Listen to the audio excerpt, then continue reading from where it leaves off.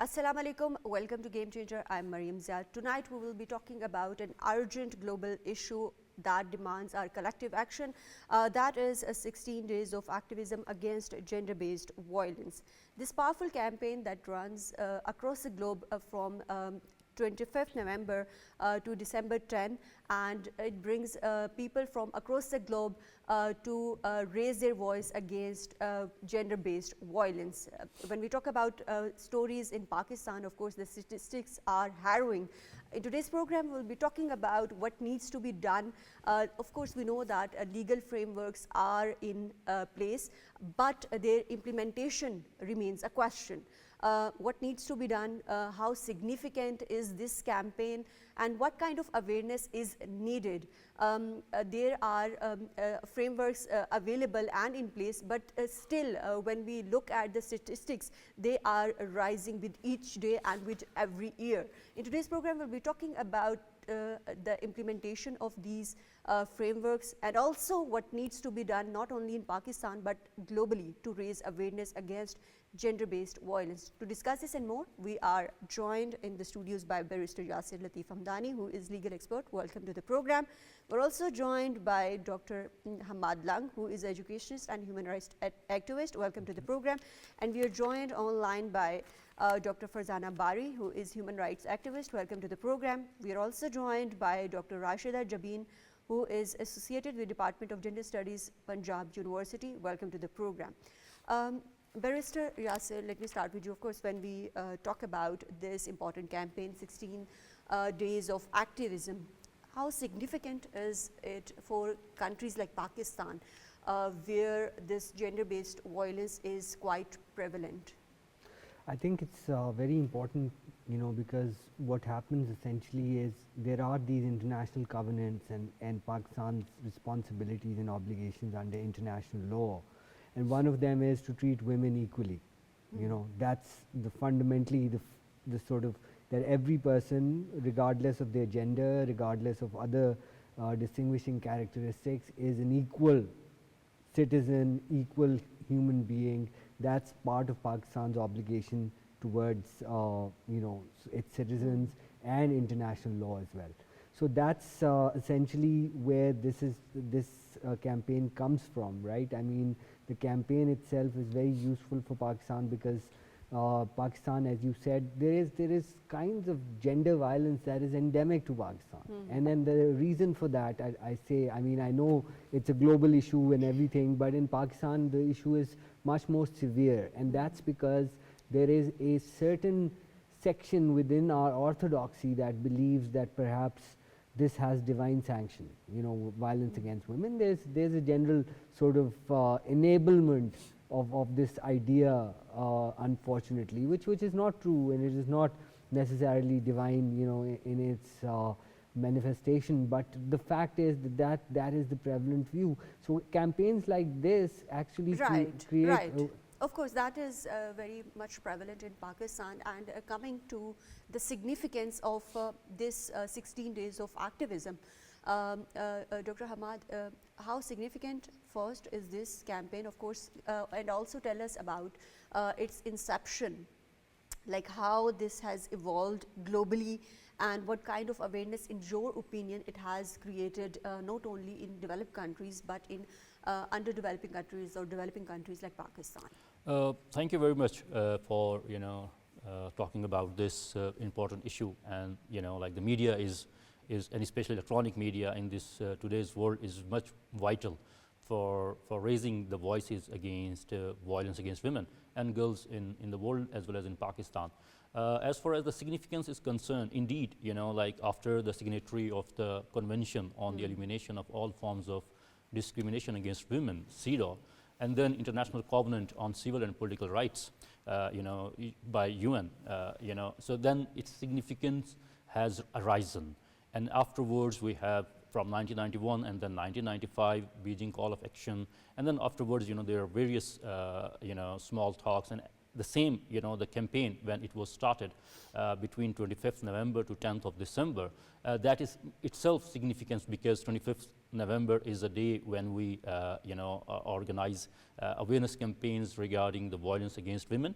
And then, 10th of December is International Day of Human Rights. So these 16 days of activism, when it was started, the purpose of that to bring awareness amongst the people, the common men, women, and every, like transgender and every human being on this earth, not only for the common persons, but for the governments as well, in developed countries as well as in developing countries. So gender violence, gender-based violence is not phenomena of a country like Pakistan, but the developed countries as well. And then recently, the United Nations Women Report suggests that 44% of violence against women happened in their houses. The house which we see as the protective, walls for the women. So we do need to have that kind of, awareness, which not only talks about the equal rights, which the Constitution of Pakistan we will be talking gives. about those frameworks as well later in the program. But Dr. Farzana Bari, when we talk about this particular campaign and activism of 16 days, of course, with 187 countries and 60,000 plus NGOs participating in this. How do you think that its objectives have evolved globally, and what kind of campaigns or awareness it has created so far?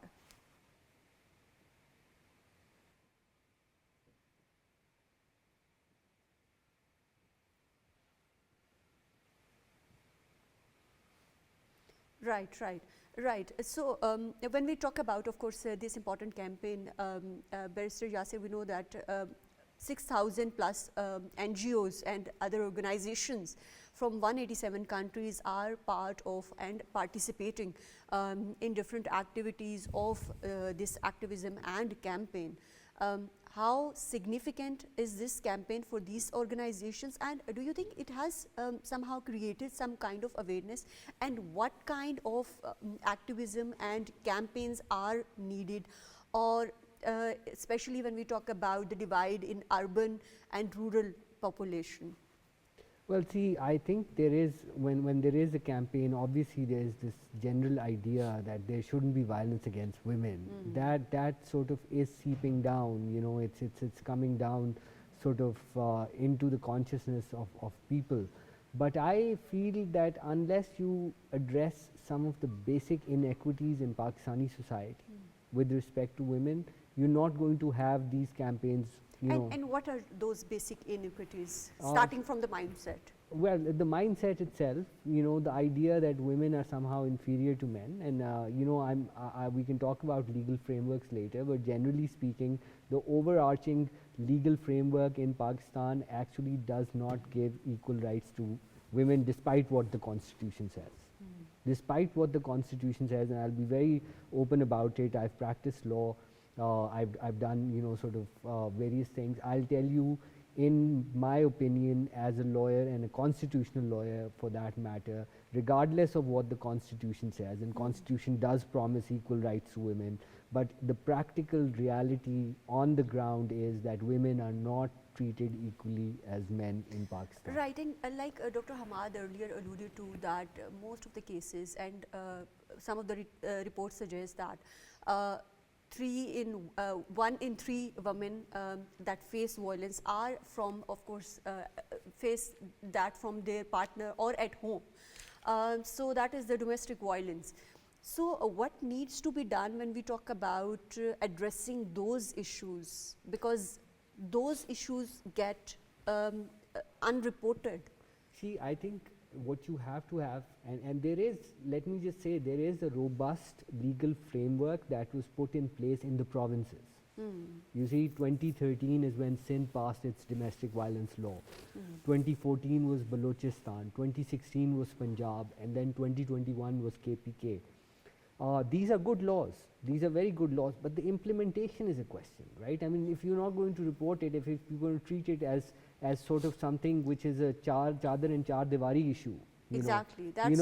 that's sort of, and as long as that And happens, also the societal norms and the financial constraints that the Exactly. women face Exactly. also comes into question. Exactly, and if you think about it, the fact is that Pakistan has on gender parity index as well. Pakistan is woefully behind the world. It's considered, and let's be honest about it. Let's take stock of our situation. The fact of the matter is, Pakistan is considered the second worst country in the world for women. After Afghanistan. After Afghanistan. So that's a huge situation. I mean, you're not just, there is no parity between, there is no gender parity in Pakistan right now. Despite, I mean, there are good things happening. Women are coming in out to work. They're getting involved, and all of that is there. However, ultimately, what you have is a legal system and a societal system that basically discriminates against women. Just to talk about the laws, I want to talk about the fact that even though these 4 laws were passed in the provinces, the federal capital of the country does not have that. Does not have a law. 2021, they tried to pass a law, a domestic violence law, which was a very good law, by the way. They tried. It is an excellent bill if you read about it, and the sort of the overwhelming, it talks about economic abuse, social abuse, it talks about obviously violence as well, and like domestic violence itself encompasses a lot of these parameters of So, but it was not passed. Since you are talking about this, of course, law that was discussed in 2020 at length, and of course there were a lot of questions from different segments. So do you think that we can pass such a bill and keep some of the points and leave out the rest, so that there is at least some kind of parity or some kind of protection given to women? See, because we have such bills in place in Balochistan, in Sindh, in Punjab, but not the one in federal capital. Yeah, it's very tragic. I mean, and when you talk about segments, there are segments in this society, in Pakistani society, who consider that domestic violence is actually divinely sanctioned. That is the fundamental mindset that needs to be changed. Because there are these segments, the orthodoxy, of course. That's what I'm talking about. Let's be open about it.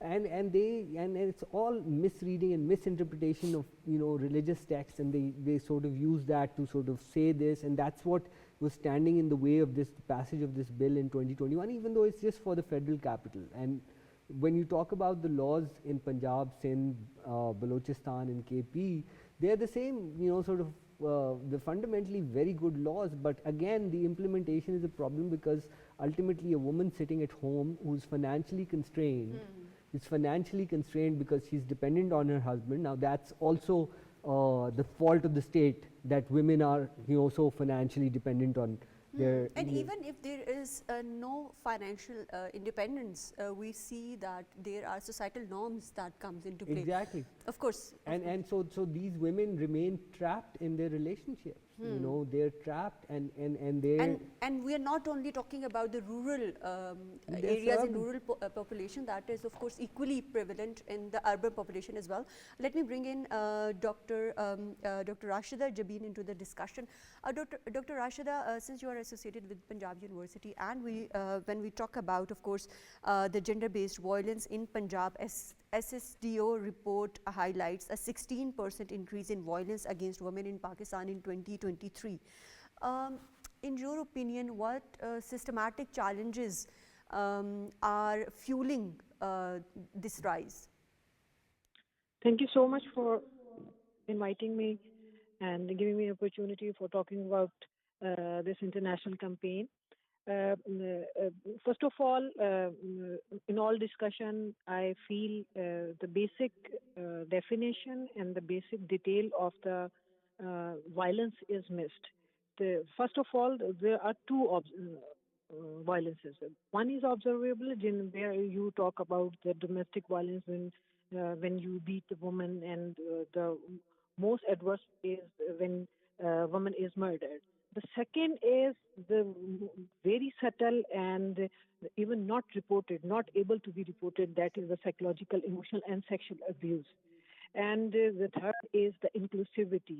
Because of these violence, type of violence, women inclusivity at this society is very rare, and you will not find. And when we go on the workplace, definitely, even we have laws, even we have policies, we have equal opportunities laws, but we find the woman is missed, and she doesn't find an inclusive place at the workplace. And now coming to your answer, when you are talking about the statistics, I share you that according to 2021, 53% of the population in Pakistan, 53% of the women population faced the domestic violence, and 33 women face the murder in the from the family and spousal violence. The major challenges are the patriarchal cultures, misogynist, and the inferior place of the woman.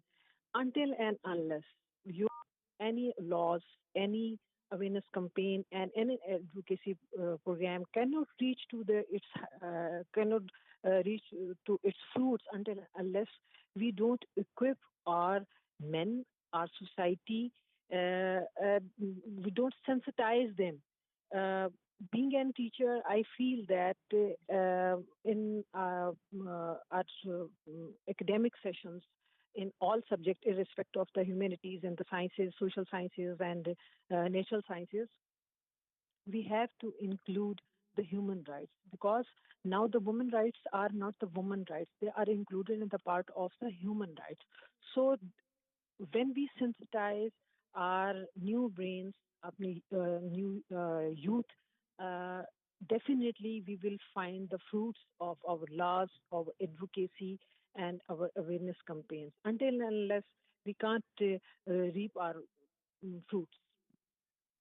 Right, right. And Dr. Jabeen, the statistics that you mentioned are, of course, heart-wrenching. And when we talk about these details, of course, emotional abuse aside, physical abuse, honor killings are a lot of cases go unreported. So what kind of societal norms are perpetuating such violence in spite of reforms that we have seen over the years or over the decades?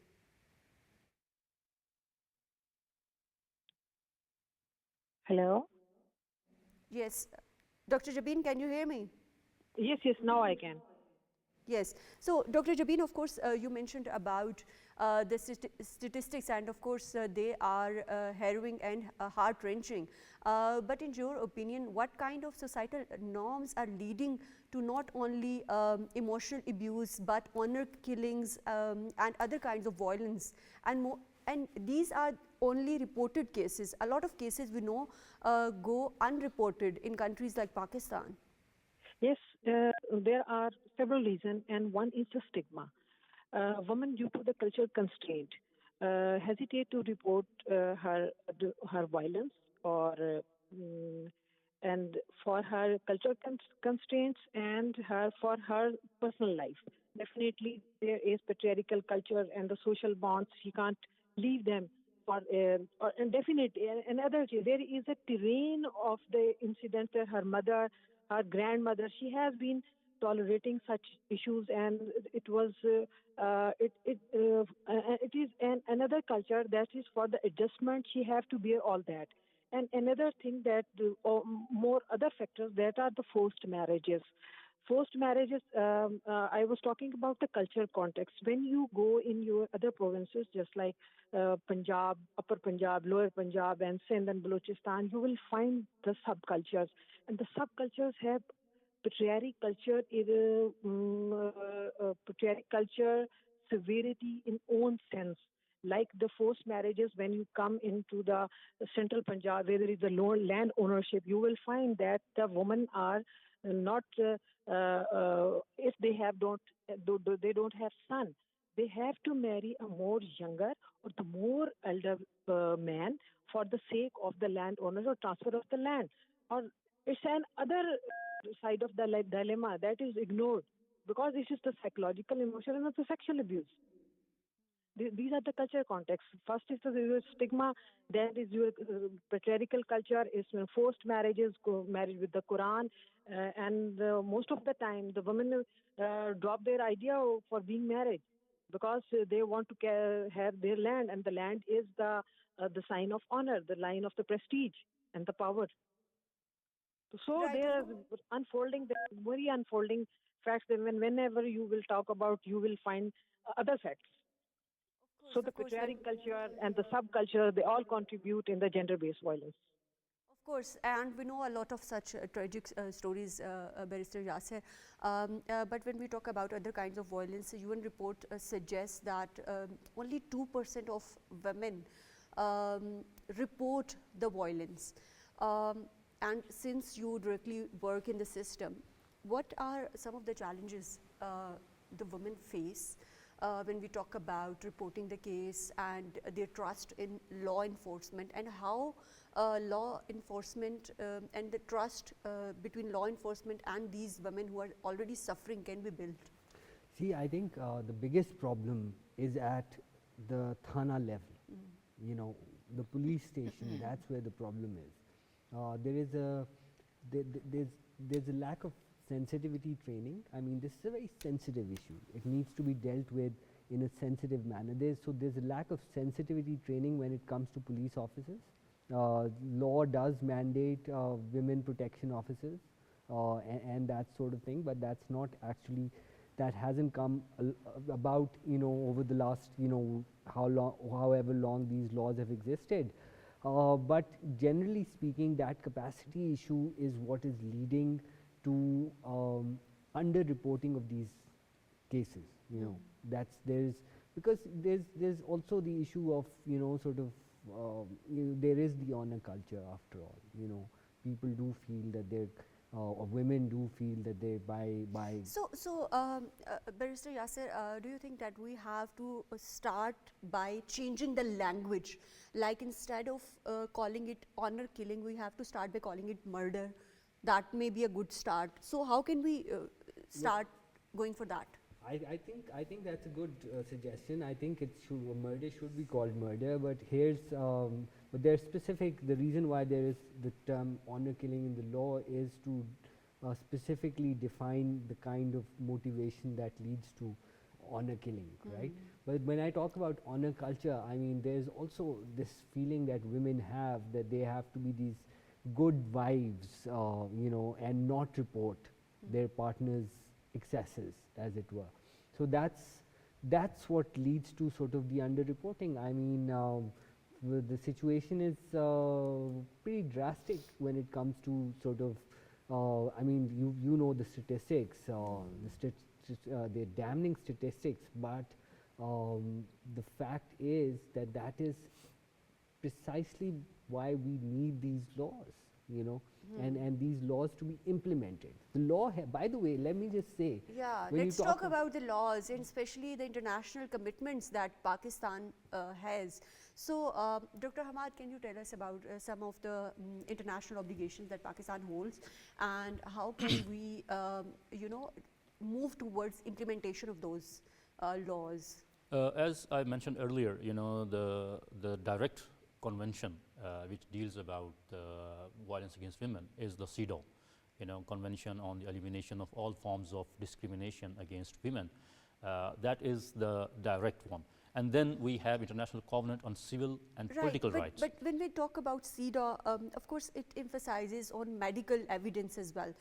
How equipped is our police stations or, you know, judicial system when we talk about implementation of such laws? Yeah, this is the major issue in Pakistan. If we talk about in 1 decade, in Pakistan we have more than 20 laws related to violence against women, related to children, you know, girls, child, and, you know, all these, even transgender, and then, you know, person with this with multiple disabilities or differently abled persons, you know. So we have laws more than 20 in last 1 decade. The issue is about the implementation. Why it is an issue? Because it has short-term and long-term, you know, mechanism to remove that. One is, of course, mindset, which, you know, like my my fellow, here they are talking about, they have been talking about that what mindset we have in the country and what we do, what we need to do. But the other major thing is the law enforcement agencies. Until unless we do not have very conducive, very kind of comfortable zone in police station for the women, we do not have reported case. Why? Because they are already in trauma. They face trauma, not only having psychological or physical violence against them, but because that violence comes from their partners, from their relatives, the major statistics of the violence. So they have to prepare themselves to go against them. And in most of the cases, they are again sent back home. Yeah, so that is why, if they do not have, after having violence at their homes, and once the state is the responsible, because almost 13 articles in the Constitution talks about the protection of women, children, and equality and justice provision for everyone in this country.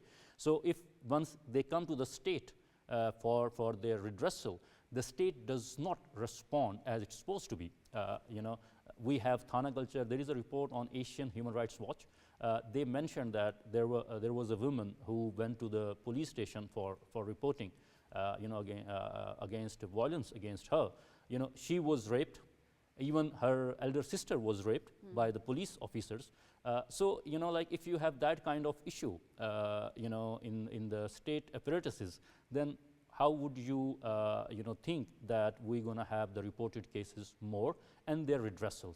So the women, of course, they have come out of their houses, their comfort zone, where they feel that the relatives, the parents, the brothers are the protection, for instance, in our culture. And then when they have violence from them, so there is a state. It has to be very strong enough. Although, as I mentioned, that for shorter terms. Let's talk about these shortcomings. Of course, Pakistan is signatory of CEDAW and other international laws as well, human rights obligations as well we have. What are the shortcomings when we talk about the system in itself, and how ill-equipped we are, and how can we move towards getting more well-equipped to cater to these women? See, I think with the laws, if you look at the Punjab law, for example, it provides at length provides for shelters, for women's protection committees, within a certain district. So there are these provisions of the law that are very, very useful if implemented. But the question it goes back to, it speaks to the fact that you just don't have the manpower and the resources, and people who have been trained in dealing with these issues. Sensitization remains an issue. The sensitization is an issue, and it's just there is no capacity in the system. That's the problem, because, and like my friend said, the fact is that many of these women get molested when they go to the Thana, to the station, and that deters them from sort of carrying out or coming up with or going to a police station and coming up with a complaint. So that itself leads to this underreporting. So unfortunately, until and unless there is capacity building and there is this gender sensitivity training that needs to happen, not just in the courts, but also not just in police stations, but also in the courts. You need to train judges to deal with these matters effectively. The family court judges are the ones who've been vested with this power in Punjab. If the Islamabad law passes, it would go to the magistrate. These judges, but the magistrates here or the family court judges, have to be trained in this particular law, because they have to be, they have. So there is gender-based violence training that needs to happen and imparted not just to the policemen or the people at. But Barrister Yasser, don't we have such judges already? Such laws in place already, such legal framework already, but implementation remains the question, and implementation is inherently linked to the person that is sitting on the chair. Maybe he himself is someone who is violating the rights of the person when he is at his own home? Exactly. So I think that's where you The have mindset and education and awareness comes into play. and training. Yeah. I mean, you have to have specific. This needs this endemic issue in Pakistan. Endemic to Pakistan. I keep saying there are factors which make Pakistan more susceptible to this violence than other places. These people have to be trained. The judges have to be trained. And of course the policemen as well, they have to be trained, and those provisions of the law, the existence of protection committees, protection officers. The law is very comprehensive. Like I said, the legal framework is there, it's just not implemented because there is no capacity in the system. Right, right. And Dr. Rashida, when we talk about, of course, a legal system, women representation in the legal system, in police department and other such departments also remains a key question. Like we talk about, if we talk about Khyber Pakhtunkhwa, only 1.46 representation is in, is women. So with such small percentage of female representation in such key departments, how are we going to be implementing the legal frameworks? Yes, definitely for the implementation. We have to give women chance in legal institutes for the implementation because they are women and more sensitive towards such issues. And again, we will have to forcefully and very clearly implement it, and with the accountability procedures, with the accountability processes, we have to implement our laws. Otherwise, in the patriarchal culture, with the laws, with the women participation, and without the accountability procedures, we cannot achieve our targets. And even if you are not talking about the legal institutes, if you talk about the other organization women are working, you better know, despite the laws, despite the policies, women can't get, women are harassed, women are not getting equal pay, women are not getting equal opportunities, they are not promoted, they are not getting in the board representation in the board management. So with the better accountability procedures, we cannot achieve the results of our laws. Of course, and when we talk about law, more than 60% of domestic gender-based violence, rather, victims rely on non-governmental organizations. How much support, in your opinion, do they provide? And when we talk about the long term, how sustainable is it? Yes, they do provide protection, and but in overall, in my surrounding, I feel that when women they don't prefer to report their violent report because of the insufficient support of these institutes, and they don't trust it. And I think when they are not they are the mechanism. One of my colleagues talk about the state apprentices. I think the state apprentices should be very strong in the sense that their legal position, their implementation, and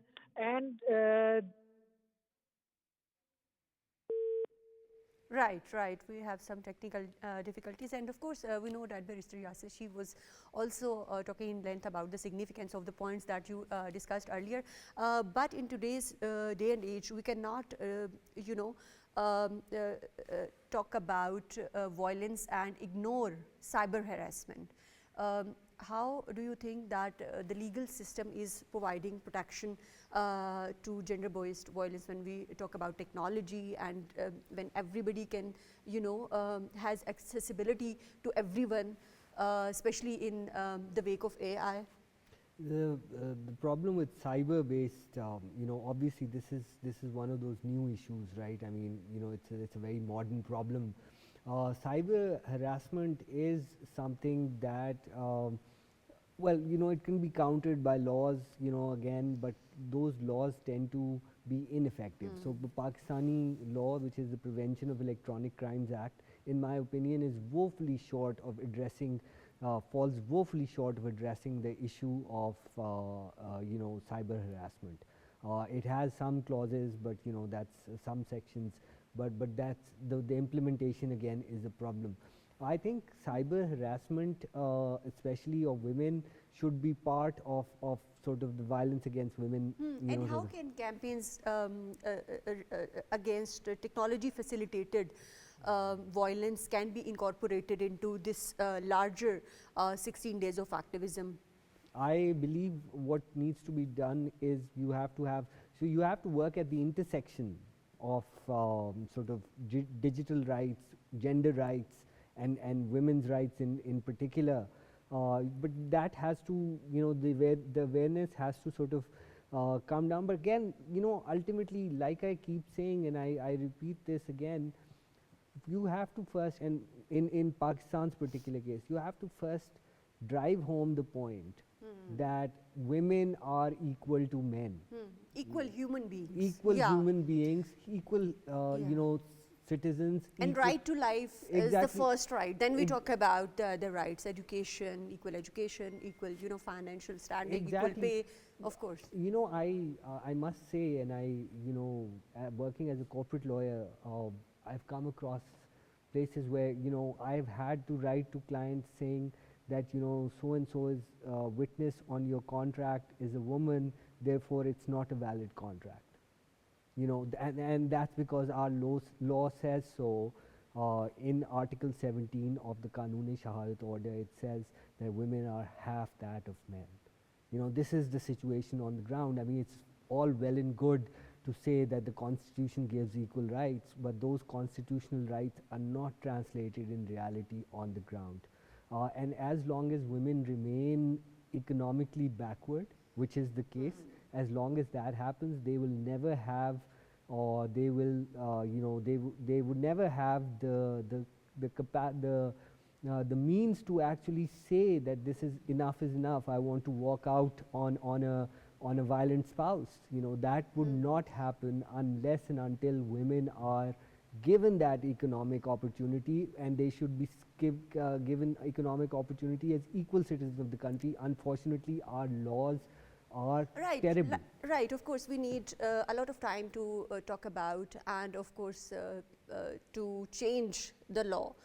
But let's talk, we have two male colleagues and allies in our studios today. So what role do male allies play when we talk about stopping gender-based violence when they are witnessing it?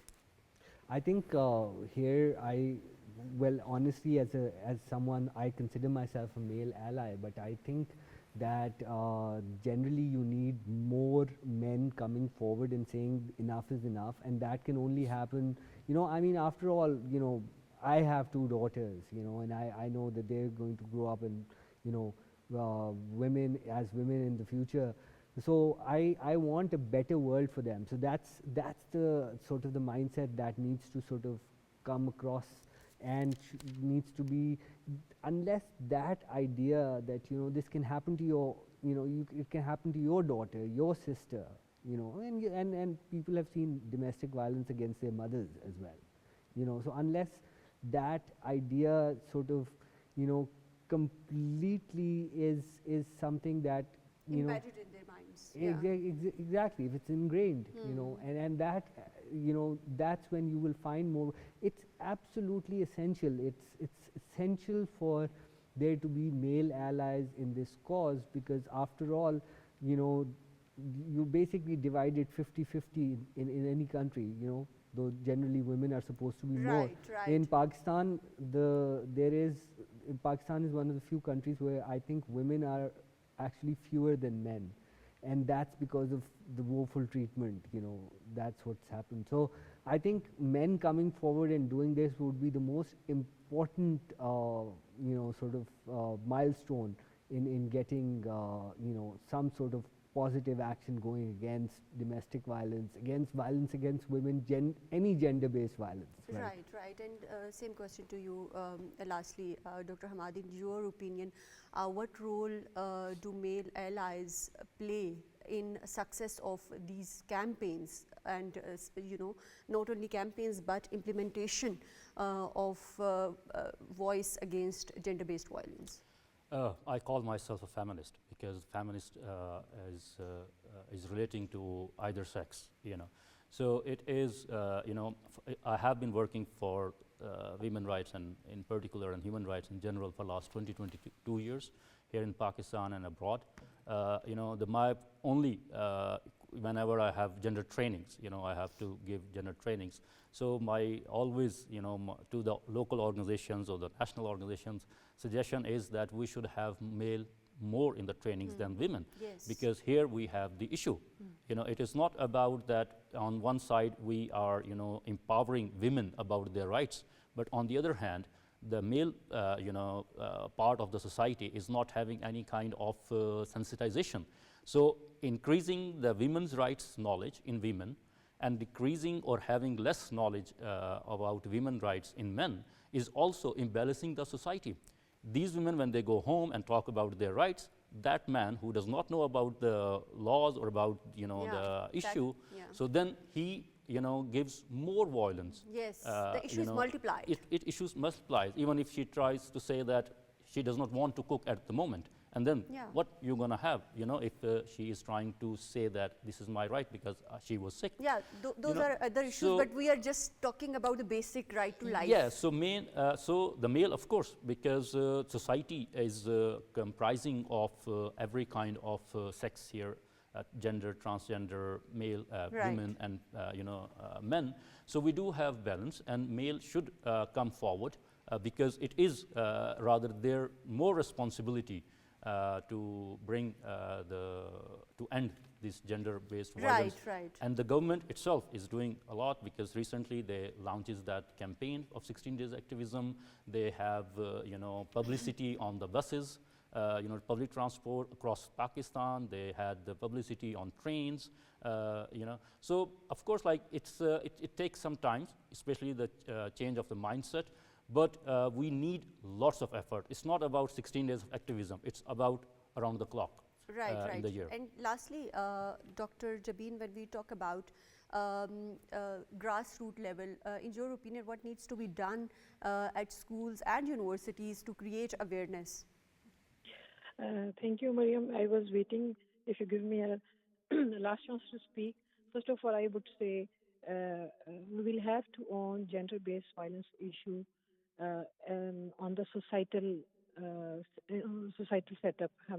We will have to own it, not for the woman that it is woman issue. It is the societal issue. It is human issue, human right issues, human violence.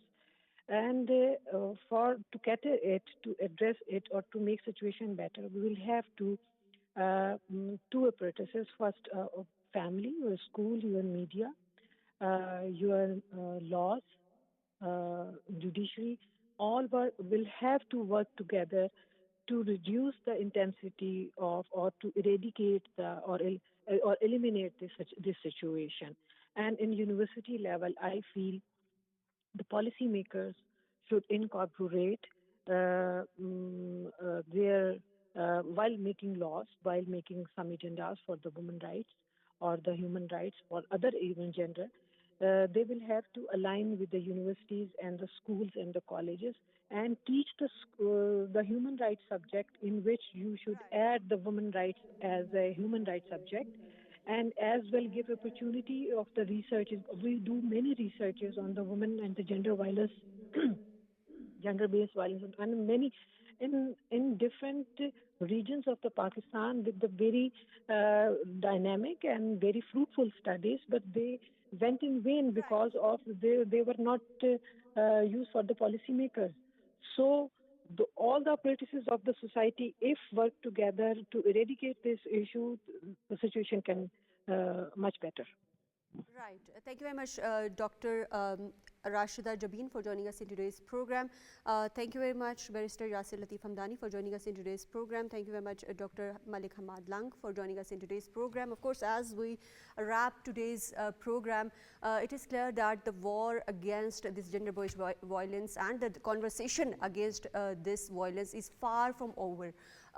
Let's keep this conversation going and move towards a more peaceful world that has opportunities for all the genders. That's all from Game Changer tonight. Take care. Allah Hafiz.